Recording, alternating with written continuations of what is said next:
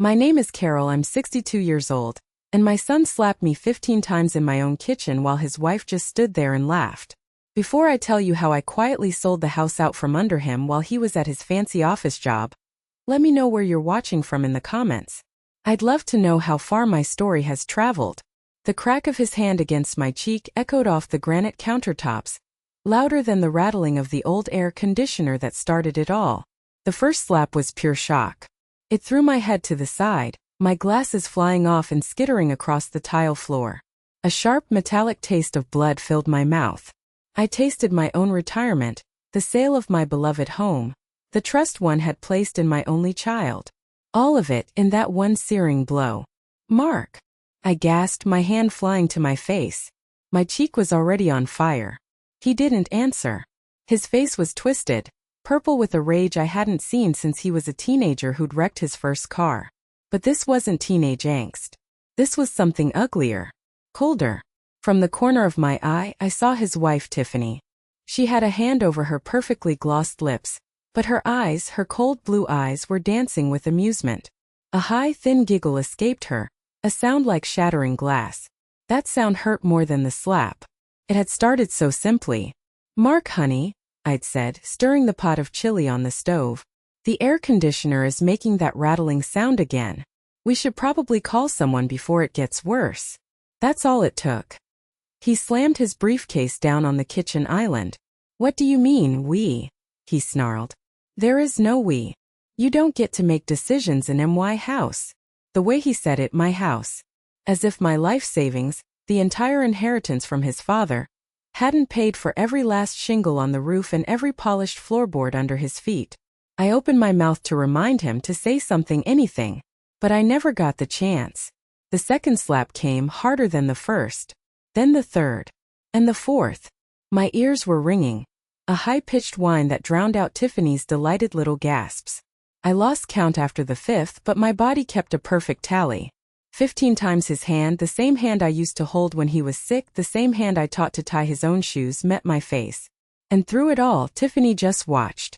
She leaned against the counter, sipping her iced coffee, like she was watching a mildly entertaining television show.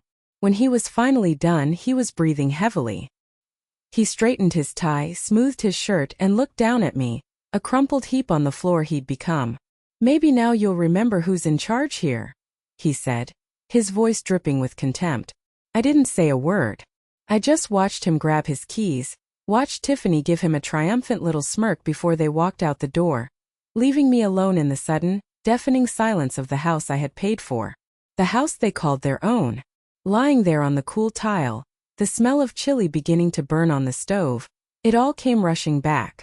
3 years ago, after my dear husband passed, they descended on me with their sweet words and concerned faces. "Oh, Mom, you can't live all alone in that big condo in St. Pete," Tiffany had cooed. "Come live with us in Tampa. We'll find a bigger place. We can take care of you." So I sold my home, the place filled with 40 years of memories, and I gave them the money. All of it. For a down payment on this house. "It's better for tax purposes if it's in my name, Mom," Mark had explained, showing me complicated charts and figures. I was still drowning in grief, and I trusted him. I signed the papers. I even added him to my bank account, so he could help me pay the bills. I only noticed later the small steady withdrawals. A weekend trip to the Keys I wasn't invited on. A designer handbag for Tiffany's birthday. A new set of golf clubs for Mark. When I asked, they just smiled. "We're just borrowing it, Mom. We'll pay you back." They never did. But now, as the buzzing in my ears finally subsided, it was replaced by a single thought, clear and cold as ice. A memory of a dusty, accordion-style folder in the back of my closet. A folder that held the original deed to this house. The one with only one name on it, mine. The legal papers Mark had me sign were never notarized, never filed. They were worthless. A hot wave, not of shame but of pure, unadulterated rage, washed over me. I pulled myself up, my reflection a stranger in the darkened window. A woman with a swollen cheek and eyes like flint.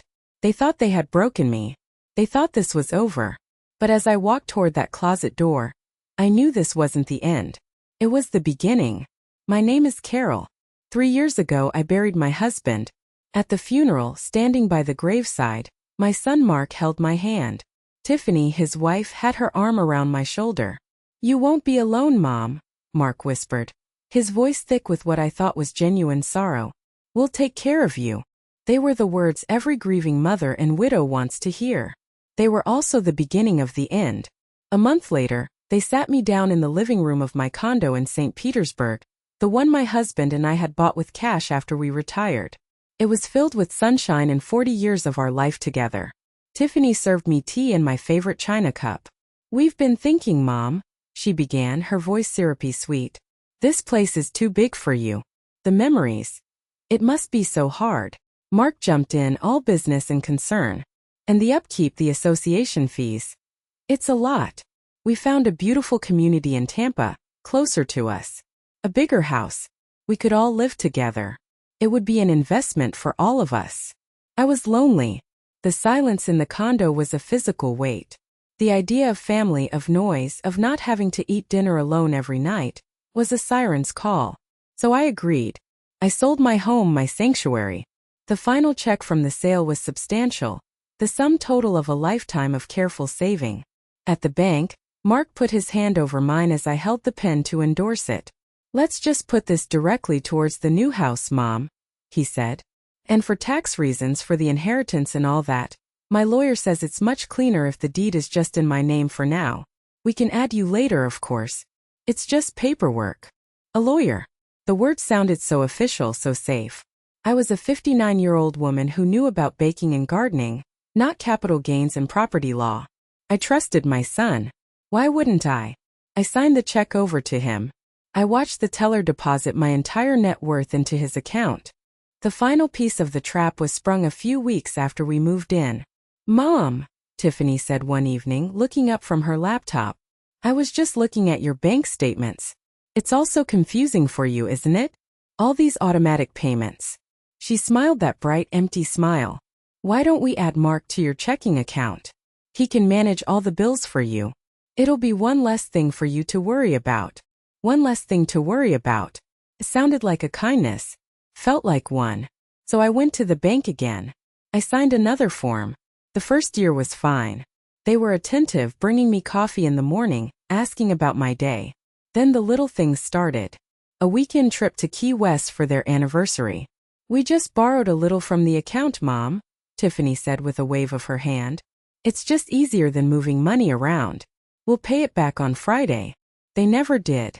Then came the new designer purse for her, the new golf clubs for him. My bank balance, which I had watched like a hawk for decades, began to shrink in ways that didn't match the grocery and utility bills. When I tried to bring it up gently, they would look at me with such hurt in their eyes. "Mom, are you accusing us of stealing from you?" Mark would ask, his voice wounded. "After everything we've done? We took you in." The guilt was a heavy blanket they expertly threw over me, suffocating any protest. So I stayed quiet. I told myself I was being paranoid. I told myself this was the price of not being alone. I started to feel like a guest in the house my money had bought. My opinions on dinner, on the color of the living room walls, on the volume of the TV were gently but firmly dismissed. I was a fixture, a piece of furniture that occasionally needed to be dusted off and spoken to. And then tonight happened. The rattling air conditioner. The explosion of rage. The 15 slaps. And as I lie on the floor, the truth is no longer a suspicion I can push away. It's a raw, brutal certainty. Every sweet word, every concerned look, every "we're just helping you, Mom" was a lie. A calculated, venomous lie designed to strip me of my money, my home, and finally my dignity. I had seen their smiles and mistaken them for love. But now, after tonight, I saw every single one for the calculated lie it truly was. The pain in my cheek was a throbbing physical anchor in a sea of swirling rage. I used it. I focused on the heat, the sting, the deep ache in my jaw. It was a reminder. Promise. I pushed myself up from the floor, my knees cracking in protest, and made my way to my bedroom at the back of the house. I didn't cry. The time for tears was over. Tears were a luxury I could no longer afford. I locked the door, a flimsy little brass knob that wouldn't have stopped Mark if he decided to finish the job. But I knew he wouldn't be back tonight. He and Tiffany would be out celebrating their victory, probably at that expensive steakhouse downtown, using my money to toast to their power over me. The thought sent another jolt of icy resolve through my veins. I went straight to my closet, pushing past the sensible clothes they teased me about, and knelt. In the very back, under a box of old Christmas ornaments, was a faded blue accordion folder. My hands trembled as I pulled it out. It felt heavier than it should, weighted with the significance of what was inside. I sat on the edge of my bed and opened it. There they were. The original property deed, crisp and official, with my name Carol and Peterson, typed in bold black letters as the sole owner. And underneath it the quitclaim deed Mark had me sign, the one that was supposed to add his name. I looked at the signature lines. My signature was there, but the space for the notary public stamp and signature was blank. In their arrogance, in their rush to get their hands on my assets, they had overlooked the most crucial step. They had a piece of paper with my signature on it. I had the legal title. My heart didn't leap with joy. It settled hard and heavy and cold in my chest. This was my weapon. I looked at the clock. It was almost 9 p.m. Too late to call most people, but not too late to call him. I fumbled for my phone, my fingers still clumsy with adrenaline, and scrolled to a number I hadn't dialed in years. David Miller. My late husband's college roommate and one of the sharpest divorce and property lawyers in the state before he retired. The phone rang 3 times and I almost lost my nerve. Then a gruff voice answered. Miller. David, it's Carol. Carol Peterson. There was a pause. Carol? My goodness, it's been a while. Is everything all right? My voice came out as a raw whisper. No, David. Nothing is all right. I didn't tell him about the slaps. Not yet. The shame was still too raw. I just told him the facts. The house. The money. The worthless deed in their possession and the real one in mine. David, I said, my voice gaining strength with every word. I want to sell my house. And I need to do it tomorrow.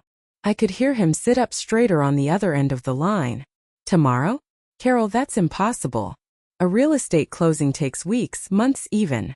I don't care what it takes, I said, the words tasting like metal in my mouth.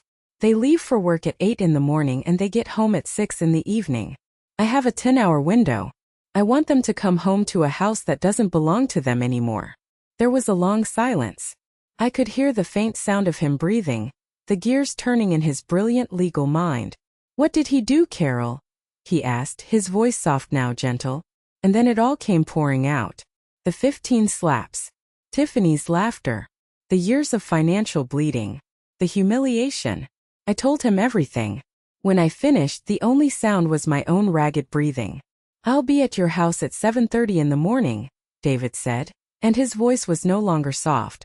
It was the voice of the courtroom shark I remembered, the one who didn't lose. Don't you go anywhere. Don't talk to them. Lock your door and wait for me. We're going to fix this. I hung up the phone and sat there in the dark. For the first time in 3 years I wasn't afraid. The woman who had been beaten down and humiliated just hours before was gone. In her place was someone else, a stranger even to myself. As the first hint of dawn began to lighten the sky, I knew one thing for sure. They had started a war. And I was about to finish it. At precisely 7:30 a.m., a sleek dark sedan pulled silently into the driveway. David Miller, dressed in a sharp suit that belied his retirement, got out of the car. He took one look at my swollen, bruised face and his expression hardened into granite. Good God, Carol, was all he said. He didn't need any more explanation. He was no longer just a lawyer, he was a man on a mission. He followed me into the kitchen, the scene of the crime. I had already made a pot of coffee, my hands moving on autopilot. He ignored the coffee and spread a file out on the island where Mark had slammed his briefcase just hours before. Okay, he said, his voice a low, urgent hum. Here's the situation. A traditional sale is out of the question. It's too slow. But the market in Tampa is red hot right now. It's flooded with cash buyers and investment companies who want to flip properties. They move like lightning. He pulled out his phone. I was up half the night. I made a call to a guy I know, a real estate broker who specializes in quick turnaround, cash-only sales. I told him I have a highly motivated seller with a clean title and a need for absolute speed. He nearly jumped through the phone. My heart hammered against my ribs. What does that mean, a cash sale? It means no banks, no mortgage applications, no appraisals holding things up, David explained, his eyes sharp and focused. It means we find a buyer who has the full amount ready to wire. They'll want a discount for the speed and convenience, but I imagine that's a price you're willing to pay. I nodded, a fierce single motion. I would have given the house away for free just to see the looks on their faces. He's already got a company interested. Sunshine State Home Investors. They buy dozens of properties a month. They've seen the property records online. They know the market value. They're ready to make an offer sight unseen. It felt unreal, like something out of a movie. But the closing, the paperwork. That's the beauty of the 21st century, David said with a grim smile. Everything is digital. The offer comes via email. We review it. You sign it electronically using a secure service. The money gets wired into a title company's escrow account. Once the title agent confirms the funds have cleared, which can take a few hours, the deal is effectively done. He paused, leaning forward. But here's the key, Carol. This is the move that makes it all happen today. Along with the purchase agreement, we're going to have them sign an early possession agreement. It's a legal document that states that as soon as the funds are confirmed in escrow, the buyers have the legal right to take possession of the property, even before the final deed is officially recorded by the county, which can take a few days. He tapped a finger on the file. It means the second that title agent emails us that the wire transfer is complete, this house belongs to them. They can change the locks. They can move their stuff in. And if Mark and Tiffany show up, they will be trespassing on private property. At 8:05, I heard the garage door rumble open. Mark and Tiffany were leaving for work. I stood by the window, hidden behind the curtains, and watched his car back out of the driveway. He was laughing at something she said. They looked happy, carefree. They had no idea the ground was about to crumble beneath their feet. At 9:15, the email arrived. An offer from Sunshine State Home Investors. It was about 15% below market value, but it was a firm, all-cash offer with no contingencies. It's a solid offer, Carol, David said. Do you accept? Yes, I said, my voice clear and steady. David's fingers flew across his laptop. He guided me through the e-signature process. I clicked my mouse, and with that simple motion I set the wheels of my revenge in motion. Now all we could do was wait for the wire transfer. The waiting was the hardest part. Every creak of the house, every car that drove by made me jump. At 1:30 in the afternoon, David's phone pinged with an email. He read it, and a slow, satisfied smile spread across his face. He turned the phone to me. The subject line was simple. Funds confirmed. The broker had attached a copy of the executed early possession agreement. David looked at me, his eyes gleaming. Congratulations, Carol. You just sold your house. The new owners will be here at 3:00. Want to be here when they arrive. Let's go. Just as I was zipping up a small suitcase with the few personal items I couldn't bear to leave behind. My husband's watch, a handful of old photos, my mother's recipe book, my phone buzzed. It was my best friend, Susan. Her voice was thin with panic. Carol? Oh, thank God you answered. Are you okay? Have you seen the neighborhood Facebook page? The what? I asked, confused. I rarely looked at it. It was usually just people complaining about dog walkers or announcing garage sales. Just look. Now. With a sense of dread, I pulled up the page on my tablet. And there it was. A post from Mark, made less than an hour ago. My own son. It was a long, rambling message dripping with feigned concern. A professional photo of him and Tiffany, smiling brightly, was at the top. A difficult but necessary post. It began. As many of our wonderful neighbors know, my mother Carol has been living with us for the past few years. While we love her dearly, we've become increasingly concerned about her declining mental state. She's been experiencing periods of confusion, memory loss, and what we can only describe as erratic behavior. My blood ran cold. He was describing me as if I were senile. The post continued. We're working on getting her the best possible care, but it's a difficult process. We're posting this because we're worried she might wander off or worse, be taken advantage of by unscrupulous people. If you see her out and about and she seems distressed or says anything unusual, please contact us or the authorities immediately. We just want to ensure her safety. Thank you all for your understanding during this challenging time for our family. It was a masterpiece of passive-aggressive cruelty. He wasn't just hitting me, he was trying to erase me. He was painting me as a crazy old woman, a non-person whose words couldn't be trusted. It was a preemptive strike. If I told anyone what he did, who would believe me? I was just the confused mother he was so compassionately trying to help. The comments section was even worse. A flood of sympathy poured in for poor Mark and Tiffany. You two are saints for taking care of her. Sending prayers for your family. Then I saw the comment that felt like a physical blow. It was from Mrs. Gable, the neighborhood gossip from 2 doors down. Oh, you poor things. I knew something was off. Just the other day I saw Carol in her garden, just staring at nothing for the longest time. My heart goes out to you. Staring at nothing. I had been watching a monarch butterfly on my azaleas. A small moment of peace in a life that had precious little of it. And it had been twisted into evidence of my insanity. I felt a wave of nausea. This was their plan.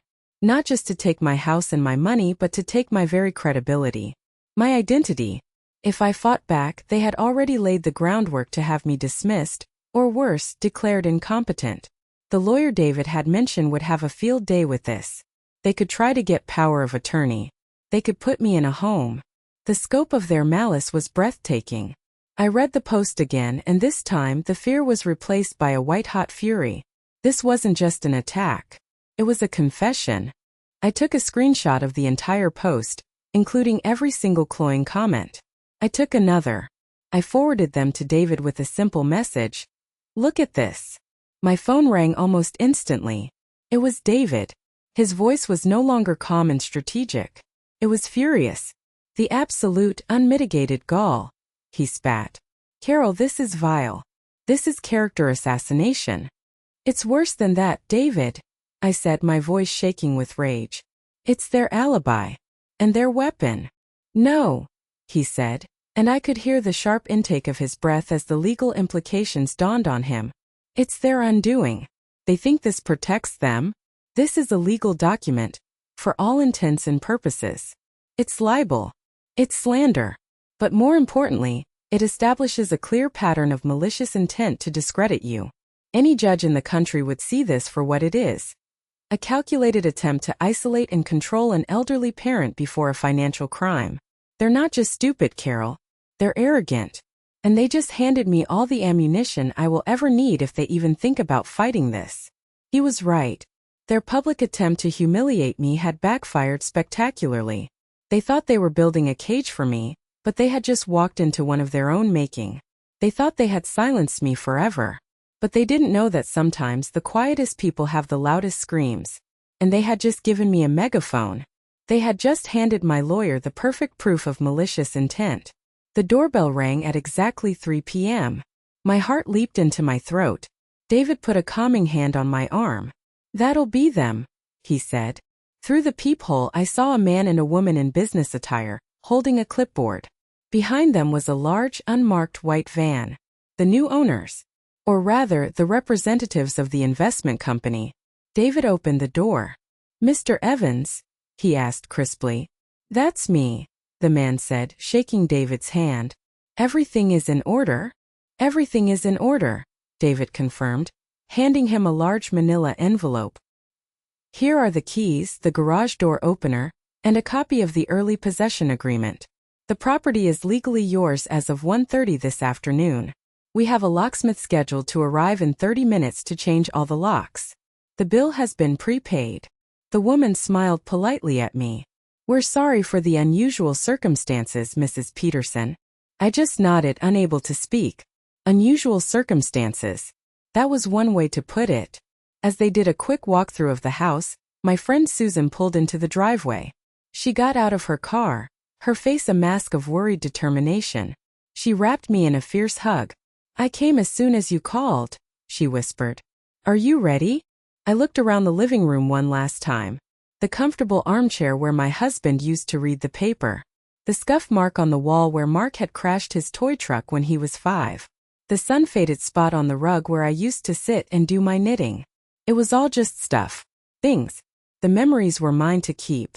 The house itself had become a prison, and I was finally walking free. I'm ready, I said. Susan grabbed my small suitcase and a bag with my tablet and the blue folder of documents. David walked us to the car. "I'll handle everything here," he said, giving my shoulder a firm squeeze. "The movers for your personal furniture will be here tomorrow to put your things in storage. I have the key. You just go. Don't look back." He looked me straight in the eye. "And Carol? Turn off your phone. Don't answer. Let them scream into the void. It's the best thing for you right now." I got into Susan's car, and she backed out of the driveway just as the locksmith's van was pulling in. I didn't look back. I stared straight ahead as we drove through the quiet suburban streets, away from the house of horrors, away from the life that had almost consumed me. Susan drove me to the Greyhound bus station downtown. It wasn't glamorous, but it was anonymous. She bought my one-way ticket to Ocala, a small quiet city in the heart of Florida where I had a distant cousin I hadn't seen in a decade. It was far enough away to be a real escape. We sat in the uncomfortable plastic chairs, waiting for the bus to board. "Are you sure about this, Carol?" Susan asked, her hand covering mine. "You can come stay with me for as long as you need." "I know," I said, my voice thick with gratitude. "But I need to do this on my own. I need to remember who I am when I'm not someone's mother or someone's victim." She understood. Before I boarded, I took out my phone. It was buzzing incessantly. 27 missed calls from Mark. 15 from Tiffany. A string of frantic texts. "Mom, where are you? Answer your phone. This isn't funny, Mom. What the hell is going on?" I read them and I felt nothing. No fear. No guilt. Just a vast, empty calm. Following David's advice, I held down the power button until the screen went black. I slipped the dead phone into my purse. A clean break. As I found a window seat on the bus, I let myself imagine it. Mark and Tiffany, pulling into the driveway after a long day of corporate backstabbing and office politics. They're probably arguing about what to have for dinner. They walk to the front door, keys in hand.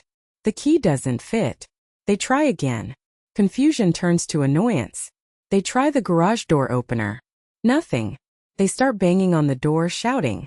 And the door is opened by a complete stranger, a man who looks at them with cold indifference and tells them to get off his property.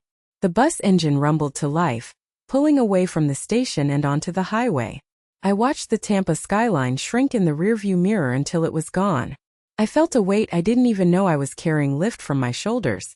The phone in my purse was silent. The life I had known was over. But I had no idea that for Mark and Tiffany, the nightmare was just beginning.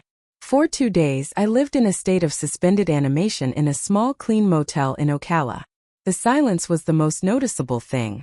Not just the silence from my phone, which remained turned off in a drawer, but the silence in my own head. The constant hum of anxiety and fear that had been my companion for years was gone. It was unsettling, like learning to walk again after a long illness. On the 3rd day, I bought a cheap prepaid phone and called David. "It's me," I said, my voice feeling rusty. "Carol. Thank God. I was getting worried," he said, relief flooding his voice. "Are you okay? Where are you?" "I'm fine. I'm in Ocala," I told him. "What? What happened?" I could hear the smile in his voice. "Oh, it was everything you could have hoped for and more.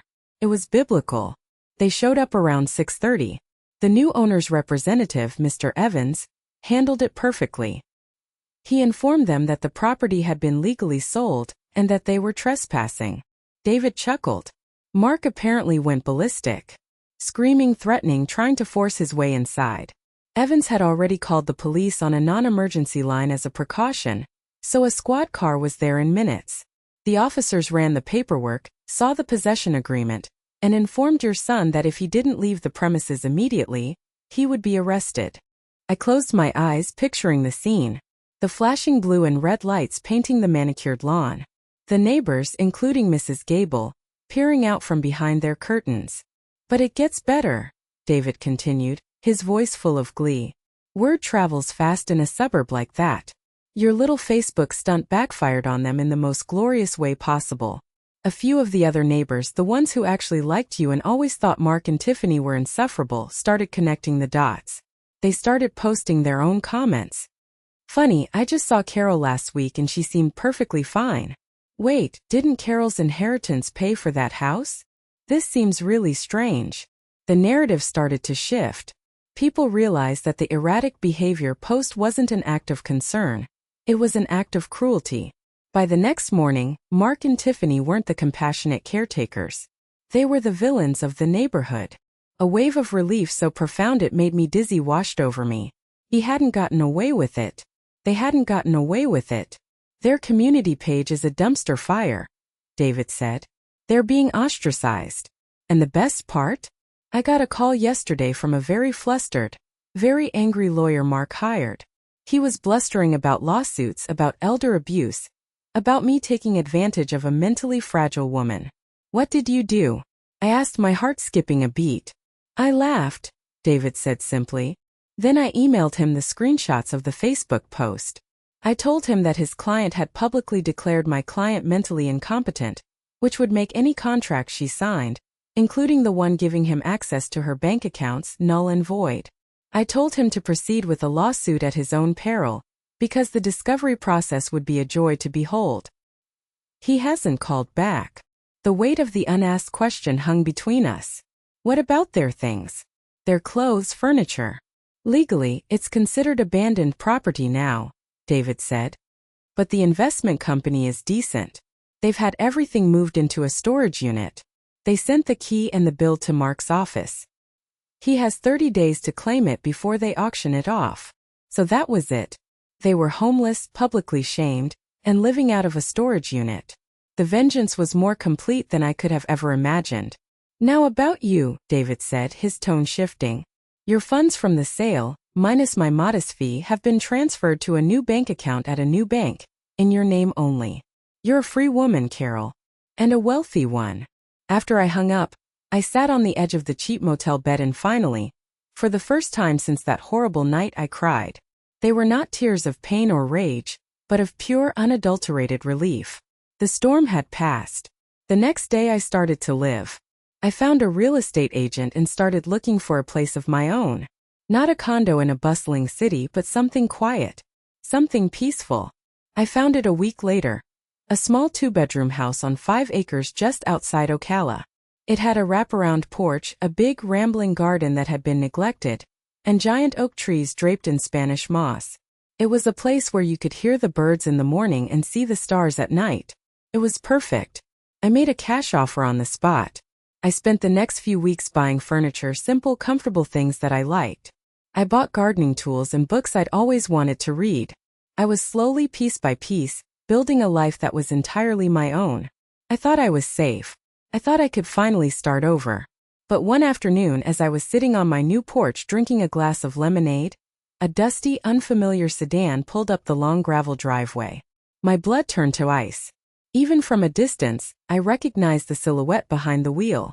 And the person who got out of the car, looking gaunt and defeated, was Mark. The man who walked towards me across the overgrown lawn was a stranger.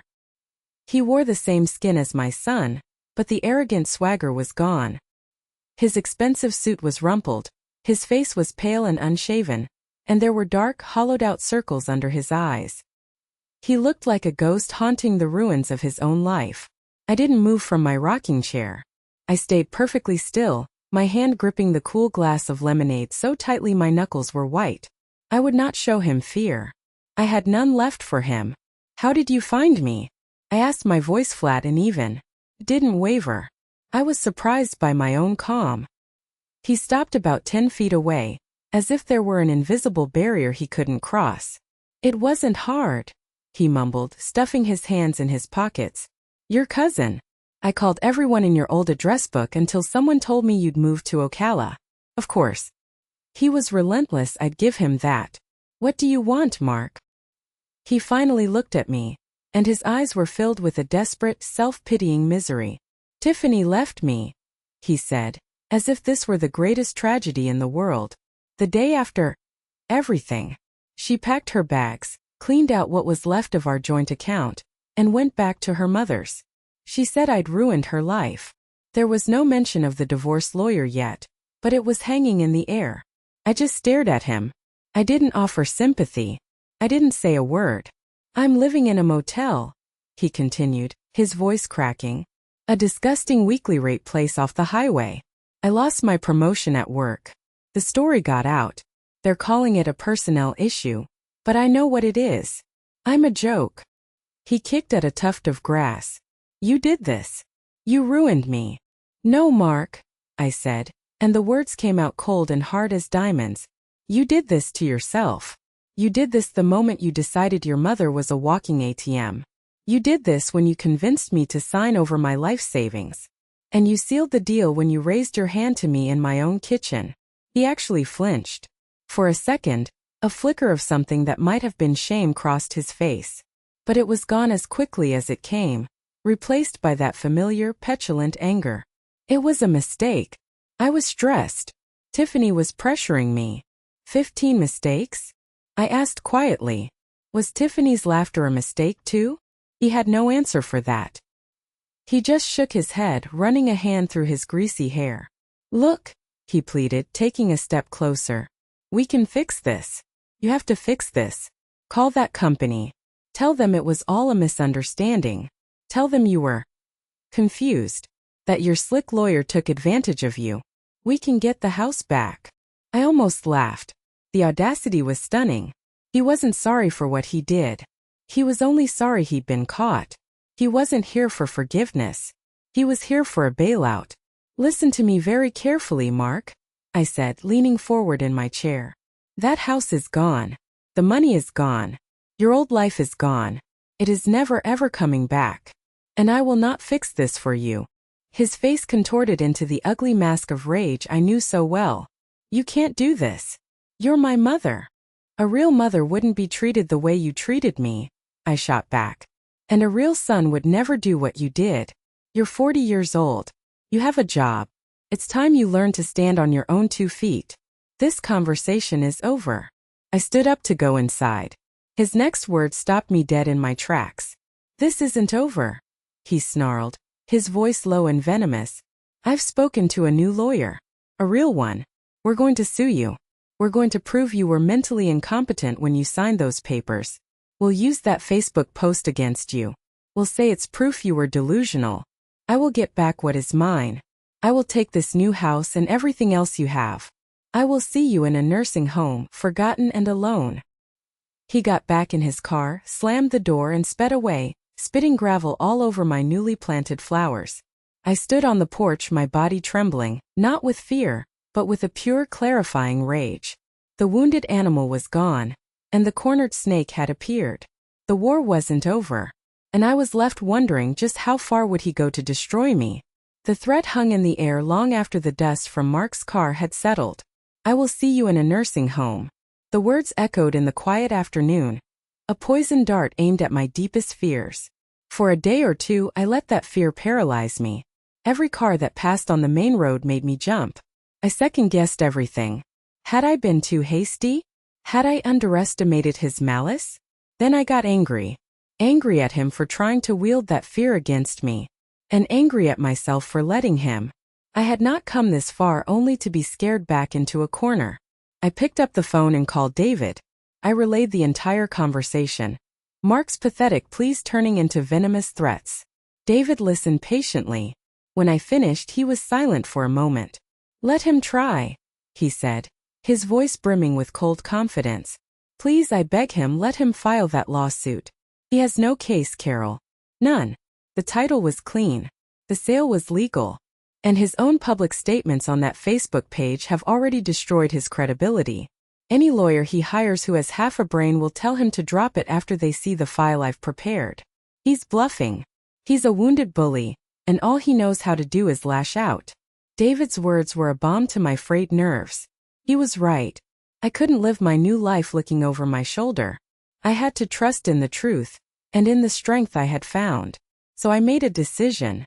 I would not give Mark another ounce of my energy or my fear. I would focus on my own healing. And so I threw myself into my new life. I woke up with the sun and worked in my garden until my muscles ached. I tore out the overgrown weeds and planted neat rows of tomatoes, cucumbers, and herbs. The physical labor was cleansing.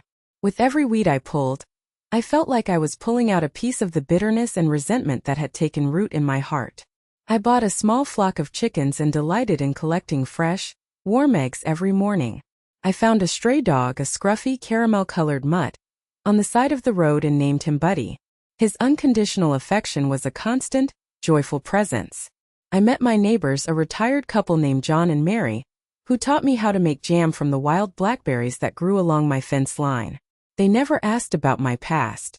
They just accepted me as Carol, the woman with the friendly dog and the flourishing garden.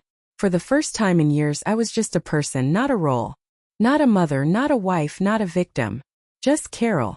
One rainy afternoon, with nothing else to do, I sat down at my kitchen table with a yellow legal pad and a pen. I started to write. I didn't know what it would be. I just knew I needed to get the story out of my own head. I started with the kitchen. The smell of the chili. The sound of the first slap. I wrote about the humiliation, the cold resolve, the call to David. I wrote about the escape, the fear, and the eventual glorious relief. The words poured out of me for weeks. I wrote every day, filling page after page. It was painful reliving the trauma, but it was also empowering. On paper, I could control the narrative. I could give voice to the silent woman who had endured so much. I wasn't writing a book for revenge. I was writing it to reclaim my own story, to make sense of the wreckage and find the woman who had survived it. I finished the manuscript and, on a whim, I mailed a copy to Susan. A week later, she called me, her voice choked with tears. "Carol, it's incredible. So powerful. You have to publish this. Other women need to read this." I laughed it off, but she insisted. Her niece worked for a small independent publisher in Gainesville. Without telling me, Susan sent them my manuscript. 2 months later, I got a package in the mail. It was from the publisher. Inside was a contract and a copy of my manuscript, now titled My House, My Dignity. They wanted to publish my story. I sat on my porch holding the contract in my trembling hands, as Buddy rested his head on my lap. The world felt quiet, full of possibility. But on the day of the book launch at a small bookstore in Ocala, as I looked out at the small crowd of friendly, supportive faces, I saw him, standing in the back, half hidden by a bookshelf. A familiar shadow from a life I thought I had left behind. My heart stopped cold. He just stood there, a ghost at the feast. My breath caught in my throat, and the carefully prepared words I was about to say vanished from my mind. It was Mark. He was thinner, his clothes looked a size too big, and the aggressive energy that had always radiated from him was gone, replaced by a hollowed-out stillness. He wasn't glaring or menacing. He was just watching. The bookstore owner, a kind woman named Mrs. Gable, a much nicer version than my old neighbor, noticed my hesitation. "Are you all right, dear?" she whispered. I gave a slight nod, my eyes still locked on my son. I took a sip of water, my hand shaking slightly. I would not let him ruin this moment. This was my night. I had earned it. I gave my speech, my voice stronger than I expected. I talked about finding your voice, about the importance of setting boundaries, about the quiet dignity in saying no more. I didn't mention him by name, but everyone in that room who had read the book knew exactly who I was talking about. Through it all, he never moved. He just listened, his expression unreadable. After the speech, as I sat at a small table signing books, a line of women formed. They shared their own stories with me in hushed tones. A woman whose ex-husband had drained their college fund. A daughter whose siblings had convinced their aging father to write her out of the inheritance. A wife whose husband's infidelity had come to light during the divorce proceedings. I wasn't just Carol Peterson anymore. I was a symbol of a fight they all understood. Finally, the line dwindled.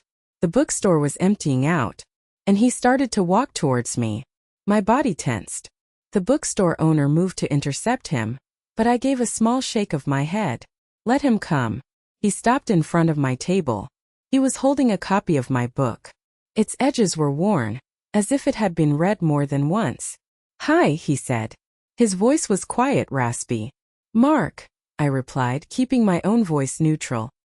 He looked down at the book in his hands. "I read it," he said. 3 times. He looked up, and for the first time, I saw something in his eyes I had never seen before. Genuine, unadulterated shame. I didn't see it. I never saw it from your side. I was so caught up in what I wanted, what Tiffany wanted. I never thought about what you were losing. I waited, saying nothing. The apologies I had dreamed of for years were finally here. But they felt strange, foreign. I'm not here to ask for anything, he said quickly, as if reading my mind. I had to tell you. I was a monster. What I did. It was unforgivable. He took a ragged breath. I've been going to therapy. An anger management group. The therapist said the first step is making amends. But I don't know how you can make amends for that. His words hung in the air between us. This wasn't the manipulative, pleading boy from the motel. This was a man who seemed to be genuinely grappling with the wreckage he had created. Where are you living? I asked the question, surprising even myself. A small rental apartment. I got a different job, a demotion really. It's humbling. He gave a sad, wry smile. It turns out that when you don't have a big house and a wife with expensive taste, you don't need a six-figure salary. He reached into his jacket pocket. I came to give you this, he said, placing a small, worn velvet box on the table between us. It wasn't new. It was old familiar. I found this when I was cleaning out that storage unit before they auctioned everything off. I know it was in the things you left behind. I should have returned it sooner, but I was a coward. My breath hitched. I knew that box.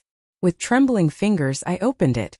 Inside, nestled on the faded satin, was an object I thought I had lost forever. A piece of my soul I had mourned. And seeing it again, offered by the same hand that had struck me, changed everything. Inside the box was my mother's brooch. A simple, elegant piece of silver, crafted in the shape of a dogwood flower. It wasn't valuable in terms of money, but it was my most precious possession. My father had given it to her on their first anniversary. She had pinned it to my dress on my wedding day. I thought it had been lost forever in the chaos. Another casualty of the life they had taken from me. To see it now felt like recovering a lost piece of myself. I looked up at Mark, my eyes swimming with tears I hadn't expected. This gesture was more powerful than any apology. The money, the house, those were things. This was a memory. This was a piece of my history, a link to the woman who raised me. For him to have saved it, to have understood its significance, meant something. Thank you, I whispered, my voice thick. I'm so sorry, Mom, he said, and this time the word Mom didn't sound like an accusation or a demand. It sounded like a lament. I'm sorry for everything. I didn't say, I forgive you. The words felt cheap, inadequate for the chasm between us. Some things, once broken, can never be truly mended. But what I did feel was a profound shift inside me. The hard, jagged knot of hatred I had carried in my chest for so long began to loosen. It wasn't forgiveness, not completely. It was a release. I was letting go.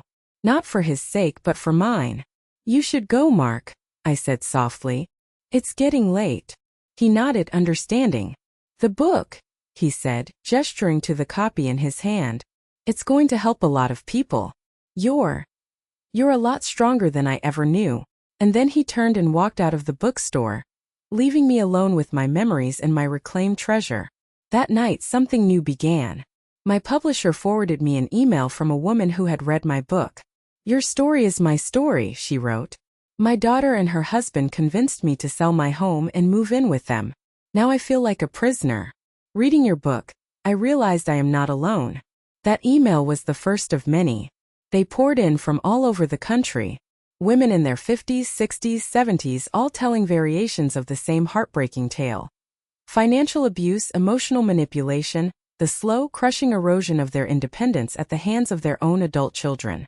They were trapped by guilt, by love, by the fear of being alone. Reading their stories, I realized my journey wasn't just about me anymore. I had a responsibility. So with Susan's help, I started a private online forum. A safe space. I called it the Dignity Project. It was a place for women like us to share their stories without judgment, to offer advice, to find resources. It started with a dozen members, then 50, then hundreds. We had retired teachers, nurses, business owners. Strong, intelligent women who had been made to feel small and powerless. We talked about setting boundaries. We shared tips on how to secure finances. We recommended lawyers and therapists. But mostly we just listened. We validated each other's pain. We reminded each other that we were not crazy, that we were not being dramatic, that we deserved respect. My little ranch in Ocala became the unlikely headquarters for a quiet revolution. I was no longer just a survivor. I was a lighthouse. And in helping these other women find their strength, I was solidifying my own. I had found a purpose born from my deepest pain. I thought that was the end of the story. I thought my personal chapter with Mark was closed, relegated to the past. Until one sunny afternoon about a year later, I received a letter with a postmark from Charlotte, North Carolina. And the familiar handwriting on the envelope made my breath catch in my throat. I sat on my porch swing for a long time just holding the letter. Buddy rested his head on my feet, sensing my unease.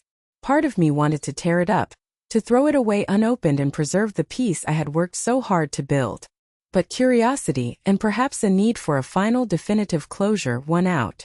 I slid my finger under the flap and pulled out a single sheet of paper. It wasn't a plea for money or a demand for reconciliation. It was just a letter. He wrote that he had moved to Charlotte for a new job, a quieter life. He was still in therapy. He was learning to listen, he said. Learning to understand the difference between what he was entitled to and what he had to earn. He wrote about his life, but the bulk of the letter was about me. He said that he often thought about what I had done. Not selling the house, but the act of standing up for myself. He said that in his therapy group they talked about consequences, and that I had given him the most profound and necessary consequence of his life. Then came the final paragraph, the one that I would read over and over again. For years, he wrote, I thought strength was about being the loudest person in the room, about getting what you want. You showed me that real strength is quiet. It's the strength to endure, and the strength to say no more. You lost a house, but you taught me the value of having a home within yourself. I don't know if I'll ever be able to fully repair the damage I caused, but I want you to know that I'm trying. You taught me the most important lesson of my life, not by shouting, but by showing me the price of losing one's dignity. He signed it simply, Mark. I folded the letter and put it back in the envelope. The wind rustled through the giant oak trees, and the chickens clucked softly in their coop. A profound sense of peace settled over me. It was done. The cycle was complete. My act of self-preservation had, in some strange, unforeseen way, become his first step toward redemption. His journey was his own now, and I wished him well from a distance. My own path was here, under the Florida sun, surrounded by my garden and my animals and the digital community of strong women I had the honor of supporting. The best revenge, I realized, wasn't the dramatic, satisfying moment of seeing them homeless and shamed. The best revenge was the quiet, steady, day-by-day process of building a life so full of peace and purpose that the people who hurt you no longer have any power over you. They become a footnote in a story that is now finally all about you. My happiness was no longer tied to him or anyone else. It was mine. I had planted it myself and I was watching it grow. At 62, I learned that it is never ever too late to reclaim your life. Your dignity is not a gift to be given away or a privilege to be earned. It is the very core of who you are. Your home is not just four walls and a roof. It's the safe space you build inside yourself. Thank you for listening to my story today. It wasn't easy to tell, but it's important. I have to wonder, what part of my journey resonated with you the most? Please, share your thoughts in the comments below. So many of us have stories that go unheard, and your voice matters. And if my story did touch you, please consider giving it a like and subscribe for more stories of strength and survival. You are not alone.